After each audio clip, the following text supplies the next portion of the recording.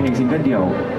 ซิงเกิลแรกในชีวิตเนี่ยก็เลยรู้สึกว่าเอ้ยงั้นเอาเพลงปากแข็งดีกว่าใช่ครับผมแล้วพี่พูดอย่างเงี้ยหมายความว่าอะไรวะพี่ไม่ต้องถามเหตุผลหรอกว่ามันหมายความว่าอะไรให้เพลงนี้เป็นตัวบอกแล้วกันนะร้องได้ช่วยร้องด้วยนะเฮ้เฮ้เฮ้เฮ้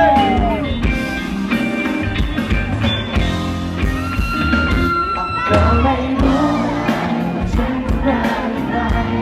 เราเป็นเพราะฉันกลัวว่าอาจจะเสียเธอแต่มันคงไม่ชัดเจนเธอกับฉันเราเป็นอะไรช่วยบอกฉันทีอยากรู้สายตาที่เธอมีหมายความว่าอะไรเป็นแค่เพียงอารมณ์ความรักที่คงหายไปไม่สนความรักที่มีเอาไว้จะคิดยังไงกับฉันช่วยบอกฉันทีถ้าเธอต้องการให้ฉันมาบอกมันเลยฉันรู้ตัวรักที่มี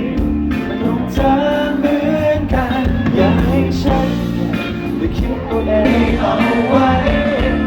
จะคิดยังไงกับฉันช่วยบอกฉันทีสุดท้ายช่วยกันพร้อมกันเธอกับฉัน